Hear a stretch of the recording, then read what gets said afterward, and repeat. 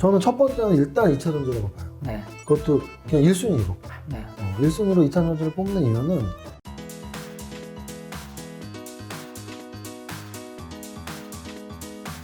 오늘 주제는 바로 슈퍼개미의 실전 투자편입니다. 하나솔루션 중요한 거 나왔네요. 하나솔루션 좀 하나솔루션 중요하죠. 왜 중요하냐면 핫했는데. 얘는 그린뉴딜 대장주잖아요. 네. 제가 대장주라고 말씀드리는 건 지금 시가총액 1위 기업이에요. 지금까지 그린뉴딜 안 나왔잖아요. 네. 그러니까 하나솔루션이 그린뉴딜 1위예요. 그러면 네. 태양광이랑 수소 쪽에서 하나솔루션이 1위고 태양광이 아닌 풍력 쪽의 1위는 뭐가 있냐면 CS윈드라는 종목이 있어요. CS. CS윈드도 시총이 한 3조 되거든요. C입니다. CS윈드의 자회사가 CS 베어링이에요. 그럼 CS윈드를 보면 역사적 신고가를 뚫은 정도가 아니죠. 뚫은 정도가 아니고 사실은 예를 들어 이런 거예요. 역사적 신고가는 이때부터 뚫은 거거든요. 네. 제가 계속 말씀드리는 성장 산업에 투자하고 완전히 이평선이 꺾이기 전까지는 지켜봐야 되는 게 뭐 이때도 고점이라고 했던 사람도 있었겠죠.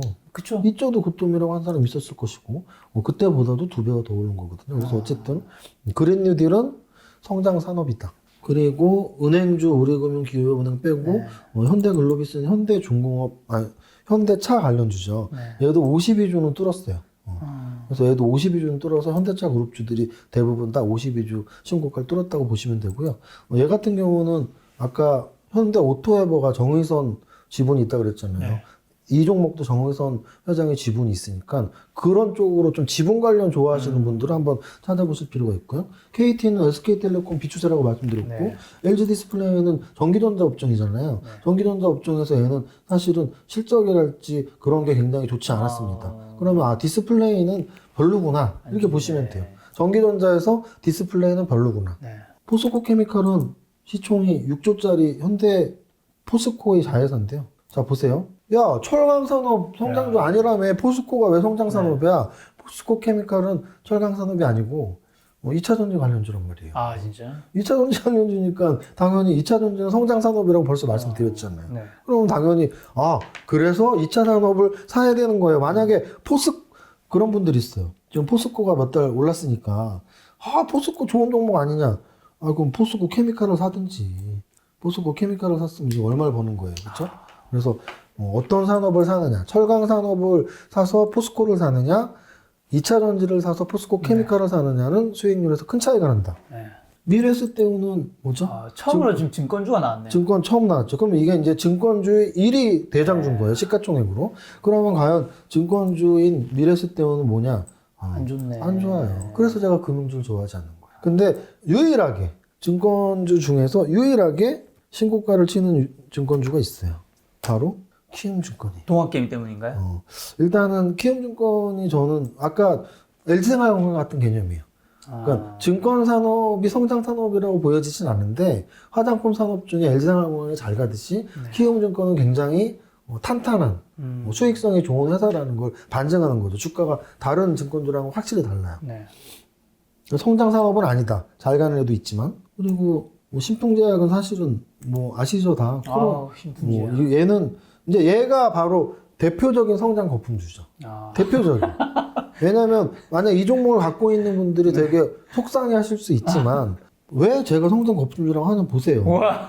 이게 지금 이게 뭐야? 7,000원짜리가 20만 원에 갔으면 30배 올랐단 말이에요. 물론 이 기업의 가치가 100배 올라갈 수도 있어요. 확률적으로. 네. 하지만 그 확률은 1-20%고 한 2-3배 올라가고 4배 올라가는 것까지는 인정할 수 있지만 여기 1억 넣었으면 그러면 30배 났으니까 30억 됐죠. 그러니까 성장 거품주라고 하는 거예요. 왜냐면 아무리 코로나랑 관련이 있다 하더라도 30억. 아무리 코로나랑 관련이 있다 하더라도 30배가 올라가는 건 거품이 분명히 낀 거니까 얘는 언젠가는 좀 이렇게 원위치가 되는 성장 거품주다라고. 그러니까 성장은 하고 있지만 거품이 많이 껴있는. 아까 아모레퍼시픽 2015년 이후에 주가 차트를 보시면 돼요. 그 다음 CJ제일제당은 뭐다? 음식료주죠. 드디어 음식료주. 음식료주 1위가 CJ제일제당이에요. 그럼 음식료주 보면 얘는 그러면 성장하고 있니? 얘는 약간 비추세지만 그래도 위에 있죠. 네. 그러니까 비추세인데 약간 좋은? 이렇게 보시면 돼요. 그래서 음식료주를 저는 사실은 좀 좋아하는 편이에요. 왜냐하면 브랜드 가치가 있고 좀 이렇게 우량하게 우상향하는 종목들이 나올 때가 있어요. 언제가 있냐면 예를 들어서 2015년에 오뚜기나 농심을 보면 요 당시에 농심이 뭐 한 20만 원에서 50만 원, 그 2배 1년 동안 후딱 올랐는데 다시 거품이 막 많이 빠지진 않았죠. 네. 거품 있긴 회사들은 아니에요. 예를 들어서 하이트젤로 같은 경우 이제 작년에 좀 많이 올랐었는데 작년에 52주 신고가 놓고는 굉장히 많이 올랐었죠. 근데 이 당시에 이제 우리가 이모님 테슬라요 이거잖아요. 아, 테라랑 차미슬이 잘 팔렸던. 네. 그래서 어떻게 보면 이제 음식료주 같은 경우는 생활 속의 종목발굴법하고도 밀접한 관련이 있죠. 실제 생활에서 어떤 게 잘 팔리는지를 알면 좋은 거. 다만 음식료주가 성장 산업은 아니다. 그런데 그 중에서 아까 역시 L생활건강하고 똑같아요. L생활건강이 탄탄하듯이 음식료에서도 탄탄한 애를 찾을 수는 있지만 막 성장 산업이라고 할 수는 없다. 근데 이모님 테슬라라고요? 테라하고 차미슬 술 별로 안 드시죠? 그 왜 근데 합치면 테슬라 돼요? 네? 아, 참이슬. 아, 테라, 차미슬, 테슬라. 아, 제가 요즘에 바깥에서 술을 거의 안 마셔서 요즘에 워낙 거리두기가 민감하니까 이 실내에서만 있다 보니까. 어쨌든 그래서 음식료 산업이 그렇게 성장 산업은 아니지만 네. 적어도 탄탄한 종목을 찾을 수는 있다. 원래 소비주들이 그렇거든요. 드디어 엔터주 나왔어. 렌터주의 1위가 이제 빅히트입니다.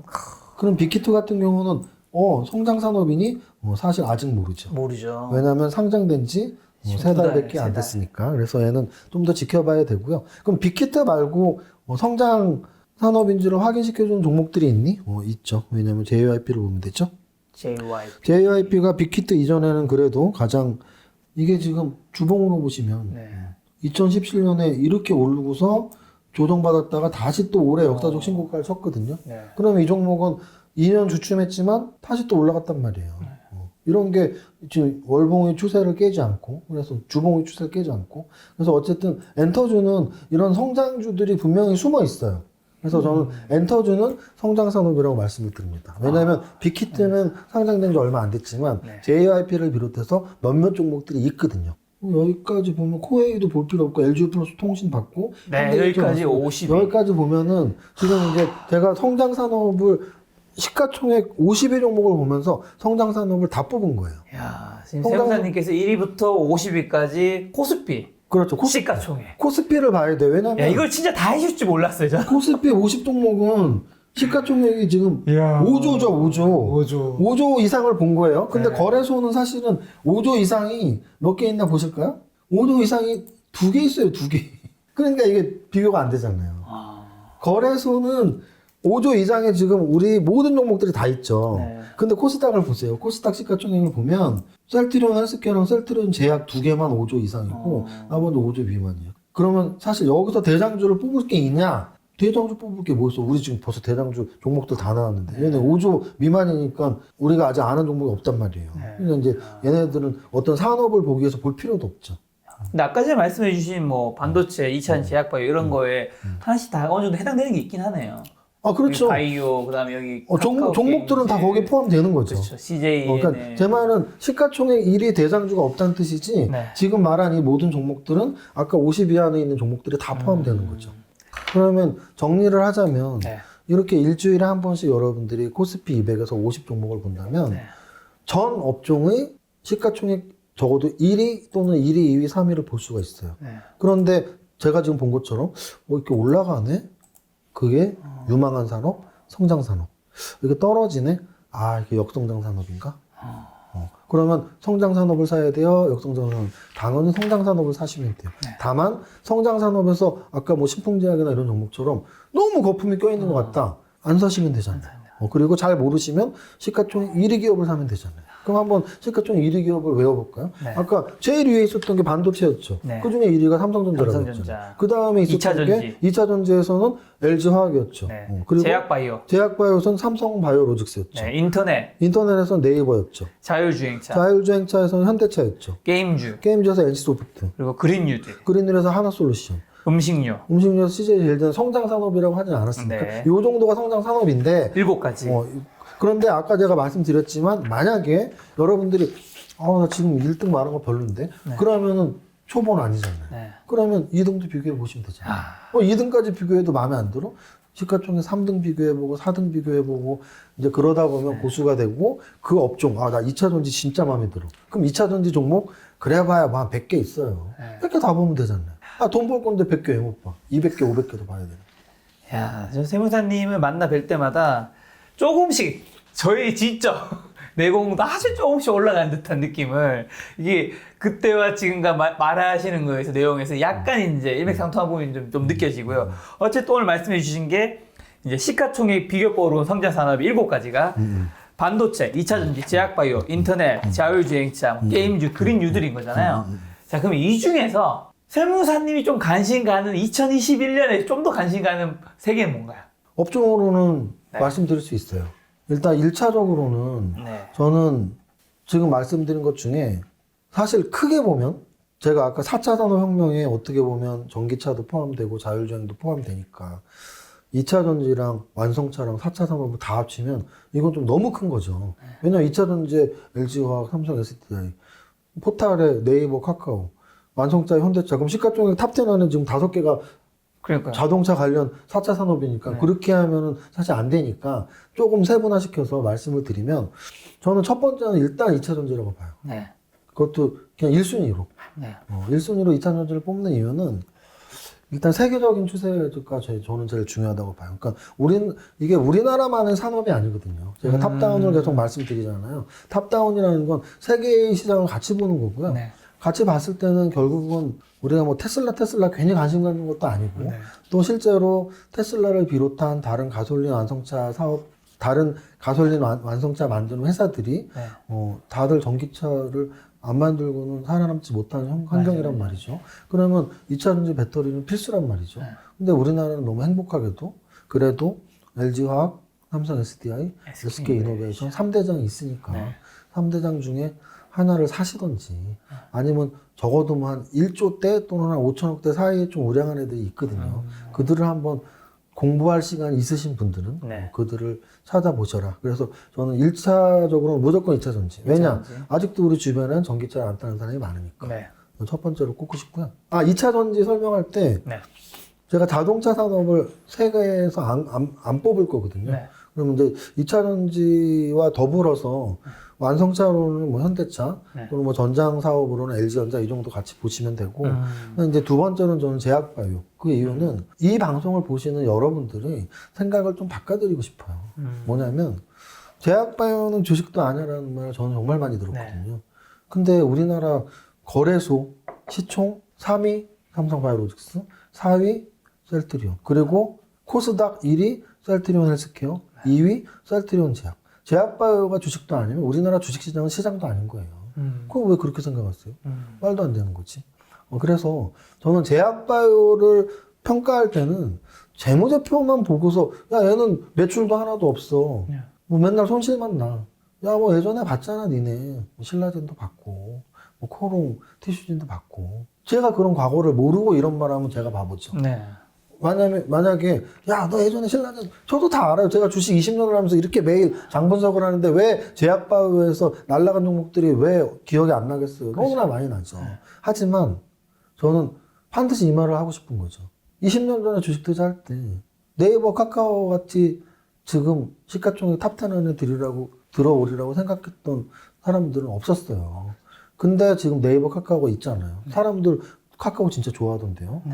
그러면 심지어는 지금은 20년 전에 인터넷 시대가 아니고 그냥 제약바이오 시대예요 지금. 네. 20년 후에 제약바이오가 막 성장한다가 아니고 벌써 성장해 있고 앞으로 성장할 것이라고요. 그런데 아직도 인정을 못 받는 게 저는 되게 희한한 생각이 드는 거죠. 네. 도대체 주식 왜 하지? 돈 벌려고 하는 건데 삼성바이오로직스가 지금 상장되고 거의 5배 이상 올랐고 네. 셀트리온은 정말 눈만 뜨면 올라가는 시기가 있었고 심지어는 뭐 한 3천억짜리가 3조가 되는 10배가 올라가는 그런 종목들은 대부분 제약바이오 산업에서 나오는데 네. 쟤네는 빼고 투자를 하면 도대체 뭘 사겠다는 거지? 저는 이런 생각은 들어요. 그래서 제가 말씀드리고 싶은 건 여러분들이 포트에 100% 제약바이오를 넣으라는 게 아니잖아요.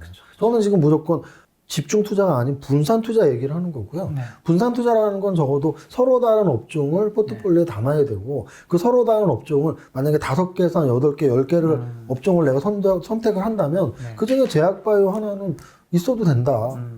여러분들이 제약바이오 때문에 조금 리스크가 커질 수는 있지만 네. 그거에 보답으로 수익률은 훨씬 큰 수익률을 맛볼 수도 있다. 네. 그래서 저는 두 번째 산업으로 제약바이오를 말씀드려요. 그럼 우리나라가 또 앞으로 발전할 할 산업 중에 저는 제약바이오 산업이 발전하면 좋겠습니다. 우리나라 뭐 자원도 없고 맨파워 하나로 지금 살아가는 나라인데 뭐 똑똑한 분들 의대 많이 갔잖아요. 그분들이 좀 연구 많이 해서 세계적인 제약회사 좀 나오면 어떻겠습니까? 그래서 두 번째는 제약바이오 말씀드리고 싶고요. 세 번째는 아까 제가 자동차 산업은 2차 전지로 뺐는데 4차 산업혁명은 계속 얘기하고 싶어요. 그래서 4차 산업혁명은 결국은 5G 통신 속도, 또 클라우딩 서비스, 또는 AI 이런 모든 것들이 토탈 서비스가 돼야 되는데 어쨌든 시가총액 상위 종목 중에는 네이버와 카카오가 가장 가까운 미국으로 치면 구글이니까 우리나라 자국 기업에서 사실 그런 생각하는 분들도 있어요. 그러니까 테슬라는 전 세계 소위 말하는 전국구고 뭐 구글도 전국구잖아. 그렇죠. 근데 네이버랑 카카오 우리나라 사람들만 하는 거 아니냐라고 생각할 수 있지만 저는 그런 것들이 조금씩 벗어나는 것들이 아시아 시장에서는 분명히 판도 변화가 있단 말이죠. 그쵸. 그리고 또 하나는 제가 세계 업종 중에 아까 제가 엔터는 성장 산업이라고 말했는데 그 엔터를 세계 업종에 꼽진 않지만 그런 확산들, 문화의 확산이 결국은 기업의 확산이 될 수 있는 거죠. 그래서 저는 그런 관점에서는 아시아권에서는 분명히 네이버, 카카오 이런 종목들의 성장성은 분명히 무시 못한다고 봐요. 왜냐하면 그런 종목들에서의 웹툰이랄지 여러 가지들을 지금 외국에서 수입하고 있고 그래서 저는 4차 산업혁명의 네이버, 카카오 또 그 아래쪽으로 가면 결국은 자율주행까지도 연결이 되는데 이렇게 오늘 그러니까 저는 가치주를 얘기하는 게 아니고 성장주는 성장성은 그래도 적어도 2차 전지 그리고 제약바이오 4차 산업혁명 이 세 가지가 성장성은 가장 높지 않을까 이렇게 말씀을 드리고 싶습니다. 자, 오늘 최 형사님이 시가총액으로 얘기해 주신 게 이제 반도체 2차 전지, 제약바이오, 인터넷, 자율주행차, 뭐 게임즈, 그린 뉴딜이었는데 최 형사님이 좀 더 관심이 가는 거는 2차 전지와 제약바이오, 4차 산업인데 그 제로금리 상승장, 제로금리와 그리고 현재 또 주식시장 상승장이잖아요. 4차 산업혁명 시대의 성장 산업이라는 질문을 드리면 그 중에서 또 겹치는 거는 그냥 키워드로만 답변해 주신다는 거예요. 그렇죠. 겹치죠. 뭔가 무조건 4차 산업혁명이죠. 네, 이거 들어가고. 왜냐하면 저금리는 저금리 시대에서는 사실 성장주가 그러니까 현재는 이익이 없더라도 미래 이익이 많이 나는 회사들이 더 고평가 받을 수밖에 없거든요. 그렇죠. 재무관리 학문적으로 그렇습니다. 그래서 현재 성장주가 더 인정을 받는 거고, 근데 이제 지금은 4차 산업혁명 시대예요. 저는 인터넷 시대를 겪어온 세대고, 그 당시에 정말 주가가 급등하는 것들을 많이 봤고, 물론 다시 아까 말씀드렸던 성장 거품주들이 원위치가 되는 애들도 있었지만, 성장 가치주로 남아서 지금까지 10년, 15년 동안 올라온 종목들도 있거든요.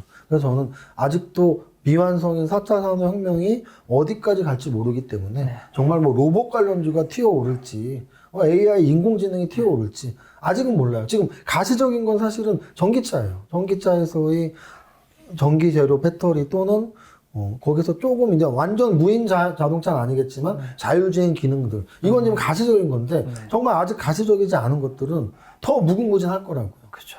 그것들이 바로 4차 산업혁명에서 봐야 되는 성장산업. 그럼 거기서 좀 더 나가서 정부 정책으로 본 5대 성장 산업은 현재 어떻게 되는 거죠? 정부 정책에서는 사실 정부 정책을 우리가 계속 주의 깊게 봤다면 아마 최근 2, 3년 동안 굉장히 큰 수익이 났었을 수도 있어요. 왜냐면은 작년 초였죠. 작년 초에 3대 미래 먹거리가 발표가 됐었는데 3대 미래 먹거리가 뭐냐면 비메모리, 제약바이오, 마지막으로 미래형 자율차였어요. 지금 제가 말씀드리는 거하고 다 똑같아요. 그래서 그 이유도 명확해요. 메모리도 아니고 반도체도 아니고 비메모리였어요. 그 이유는 메모리 벌써 잘하고 있으니까 비메모리 좀 우리 더 잘해보자. 비메모리. 그리고 야 우리 가솔린은 현대차, 기아차 잘 만들잖아. 미래형 자율차 좀 잘 만들어보자. 미래형 자율차. 그러니까 미래형 자동차였어요. 그러니까 미래형 자동차는 두 가지로 나눈다고 말씀드렸죠. 연료의 미래화냐, 아니면 운행의 미래화냐. 연료의 미래화는 전기차, 수소차, 운행의 미래화는 자율주행차. 그게 벌써 우리나라 3대 역점 산업에 들어가 있었고요. 마지막으로는 제약바이오. 이 세 개가 벌써 작년에 나왔던 거고요.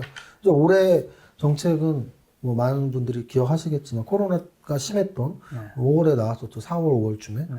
디지털 리드라고 그린 뉴딜. 그럼 디지털 리드는 기존에 우리가 말하는 인터넷 또는 4차 산업혁명하고 겹치니까 안 겹치는 거는 그린 뉴딜이었죠. 그래서 올해 하반기 한 6월부터 하반기 한 지난달까지 5개월 동안 가장 큰 상승률이 나온 쪽은 사실 그린 뉴딜이었어요. 뭐 삼강 M&T나 CS 윈드나 뭐 하나 솔루션이나 이런 종목들이 굉장히 급등했거든요. 그게 이제 이 정부 정책 파워죠. 그린 뉴딜이 우리나라만의 정책이었으면 그렇게 안 올랐을 텐데 뭐 미국도 그렇고 유럽도 그렇고 지금 환경이 굉장히 중요한 문제가 돼버렸기 때문에 그래서 그린 뉴딜주가 정부 정책주에 포함이 되었던 거죠. 지금 세무사님께서 지금 이제 성장 산업으로 시가총액으로 비교하는 첫 번째 방법과 두 번째가 뭐 제로금리, 상승장, 4차 산업혁명 시대로서 접근하는 방법, 세 번째가 이제 정부 정책으로 수혜받는 그렇게 세 가지를 해서 어떻게 보면 성장 산업, 사람들에게 이제 관심을 받고 있는 주도주 위주로 많이 봤는데 그렇죠. 한 가지 추가 질문 드리면 그럼 그 외에 있는 주식들 중에서는 아까 말씀하신 음식료나 엔터주는 뭐 그렇게 소외주까지는 아니지만 그 외에 소외주 받는 아까 말씀하신 뭐 은행이라든가 이런 것들은 아예 안 사야 되는 거예요? 뭐 어떻게 되는 거예요, 이거는? 저는 사실 그래요. 제가 말씀드리는 포트폴리오 관점. 네. 정말 나는 한 15개 업종 정도 보고 싶다. 네. 그러면 들어갈 수 있겠죠. 근데 제가 말하는 한 5개 업종?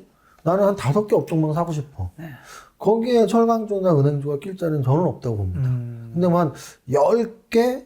뭐 아니면 15개를 본다면 그 일만의 가능성, 우리나라 조선업이 다시 뭐 중국을 이기고 뭐 지금 뭐 1조짜리 배를 뭐 하루에 10척씩 한다는데 그런 기사를 보면서 다시 우리나라 조선업이 성장할 수 있어. 그러면 한 15개 정도 업종을 할 때는 한 개 껴있을 수 있어요. 은행 업종도 마찬가지죠. 나는 배당도 많이 주고 뭐 망하지는 않을 거 아니야.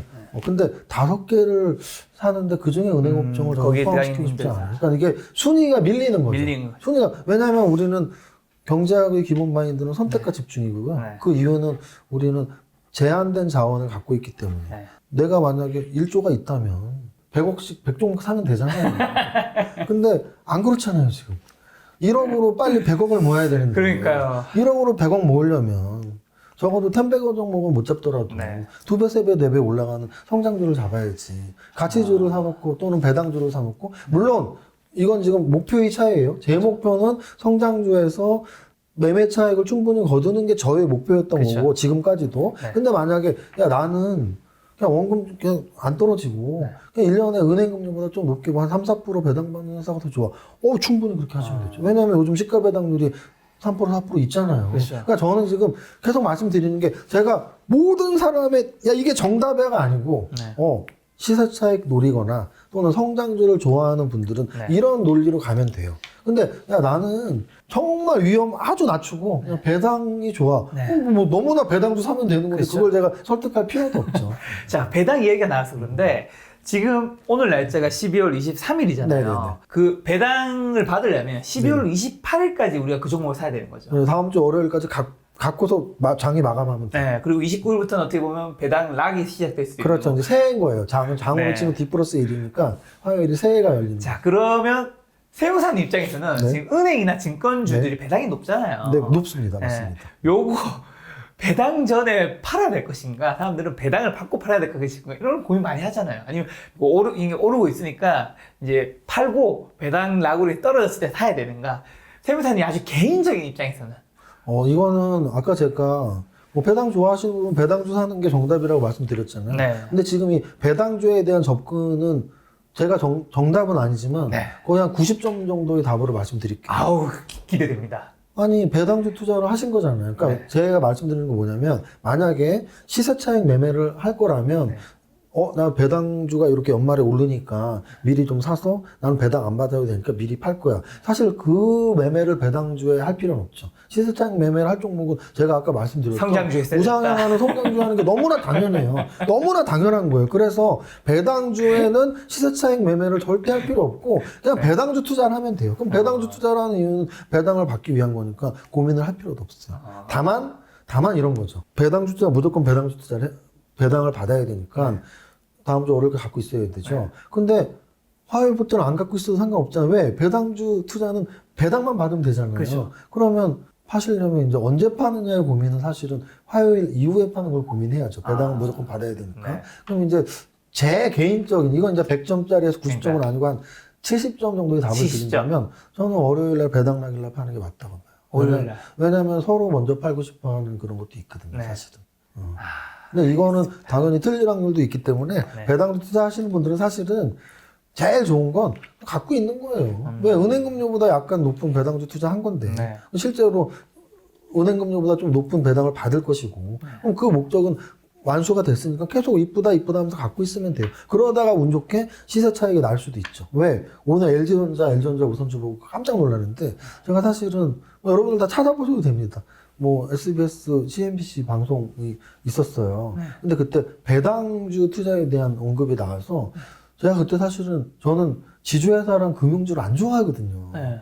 근데 배당주 투자는 지주회사랑 금융주가 워낙 좋잖아요. 그렇죠. 근데 제가 그때 LG 우선주를 말했거든요. 아. 그 이유는 왜냐면 LG가 지주회사잖아요. 네. 지주회사인데 그래도 저는 LG전자랑 이쪽의 성장성, LG화학이랑 LG화학, LG전자의 성장성이 너무 좋게 보이니까 이제 지주회사 중에서도 저는 LG 우선주로 말씀을 드렸었는데 오늘 보니까 어떻게 됐나요? 근데 LG 이런 게 이제 배당주 투자에서 어떻게 보면 그냥 얻어 걸리는 거죠. 얻어 걸리는 거. 가끔. 왜냐면은 난 그냥 배당만 받고 싶었을 뿐이에요. 근데 배당만 받고 싶어서 샀는데 그냥 이렇게 올라가 버리는 거죠. 그럼 이거는 시세 차익도 먹고 이야. 배당도 얻게 되는 거죠. 그래서 만약에 배당주 투자를 하더라도 네. 약간 한 번 더 고민해봐라. 그냥 은행주는 일단은 배당은 또박또박 나오지만 네. 그래도 한 번 더 고민해보면 배당도 얻고 매매 차익도 나고. 제가 요 그래프 보면 갑자기 생각나서 그런데 배당주가 그 원래 보통주에 비해서 수급이 그렇게 원활하지 않아서 갑자기 훅 몰려들면 상한가를 치는 일이 좀 많다고 하는 게 이게 좀 어느 정도 맞는 얘기인 건가요? 용어가 우선주가 네. 지금 이제 이거는 보통주하고 우선주를 비교하는 거고요. 그렇죠. 이런 대형주, 뭐 LG 우선주는 그렇게 해당되지 않죠. 그쵸. 왜냐하면 얘가 오늘 18%가 올랐는데 실제 LG도 뭐 10% 이상 오른 걸로 제가 알고 있거든요. 그냥 보통주 LG도 많이 올랐네요. 10% 올랐죠. 그래서 오늘 뭐 LG전자가 상한가 가는 날이니까. 근데 이제 말씀드린 부분은 제가 삼성중공업 우선주를 보여드리면 되겠죠. 아, 저번에 핫했죠. 네, 그래서 이거를 일단 띄워놓고 설명을 드리면 여기서 뭐 한 4만 원에서 90만 원, 20배가 올랐죠. 제가 말씀드리는 게 이 부분이에요. 뭐냐면, 자, 그럼 이 부분, 얘는 뭐였냐? 얘는 여기서 뭐니? 얘는 역성장 거품주였죠. 역성장 거품주니까 원위치가 되는 거예요. 네. 그러면 얘를 성장주, 이렇게 주가가 올라가면 성장주니? 성장주 아니에요. 그냥 역성장 거품주인데 주가가 올라갔던 거고, 주가가 올라갔던 이유는 딱 작가님이 말씀하신 그 질문 그대로예요. 뭐냐면, 얘가 주식수가 얼마나 되려나요? 여기 있죠? 10만 주예요. 아, 그밖에 안 돼요. 10만 주면 얘가 출발했던 게 얼마냐면 10만 주인데 출발을 얼마에 했냐면 5만 원에 한 거죠. 그 5만 원짜리가 10만 주면 어떻게 되나요? 5만 원짜리가 10만 주면 50억이죠. 50억이면 10억짜리 친구 5명이서 야, 우리 10억씩 50억 해볼까? 뭐 이러면서 올라가는 거예요. 그러니까 이거는 말이 안 되는 거죠. 그래서 어찌 보면은 우리가 배당 투자를 우선주로 한다라는 건 보통주와 우선주의 괴리율이라는 게 있어요. 그래서 보통주보다 더 싼 가격의 우선주가 배당률이 더 높아지는 거거든요. 무슨 뜻이냐면 10,000원짜리가 보통주인데 우선주가 7,000원이면 똑같은 배당을 받는단 말이에요. 그럼 똑같은 배당을 받으면 7,000원짜리 우선주가 시가 배당률이 훨씬 높을 거 아니에요. 그래서 배당 투자는 우선주에 하는 게 맞아요. 그런데 이런 종목은 배당 투자하는 게 아니죠. 왜? 얘가 지금 30만 원은 무슨 시가 배당률이 나오겠어요. 그러니까 이런 건 어떻게 보면 배당 투자를 위한 우선주가 아니고 굉장히 수량이 적은 그냥 뭐 투기가 붙은 종목이라고 보시면 되죠. 네, 세무사님께서 이제 성장주 투자에 대한 얘기 해주셨는데, 요 책, 이번에 세무사님이 출간하신 부자의 공식책인데, 3교시가 이제 성장주 투자잖아요. 여기 보면 이제 269페이지 보면 이세무사님의 포트폴리오에서 반도체 같은 경우 이제 삼성전자, 제약바이오, 삼성바이오로직스, 자동차, 현대차, 2차전지, 삼성 SDI, 인터넷, 카카오, 전기전자, LG전자, 화학, 롯데케미칼, 그린유디, 하나솔루션이라고 해서 거의 약간 시가총액 1위 아니거나 시가총액 1위거나 2위, 네, 맞습니다. 2위 이제 대장주를 추천하시는 경우는 이건 어떻게 보면 주식을 좀 잘 모르시는 그렇죠. 초보분들이 그렇죠. 맞습니다. 살 때는 이렇게 접근하시고 왜냐면 어떤 분이 이 책을 볼지 그렇죠. 모르니까. 좀 중수나 고수가 되면 여기서 시가총액이 낮으면서 등록금 맞습니다. 훨씬 큰데 맞습니다. 대신 그건 무조건 본인이 공부를 해야 되는 거고 또 그 뒤에도 보면 내용을 보면 그 부록편에 이제 어떤 섹터에 또 어떤 종목들이 있는지를 자세하게 설명해 주고 있으니까요. 여러분 성장주 투자에 대해서 관심 있으신 분은 이 책 한번 보시면 좋을 것 같고요. 이 책은 그 유료 광고가 아닌 세무사님 무료 광고 감사합니다. 3번이나 출연해 주시면 무료 광고라는 거.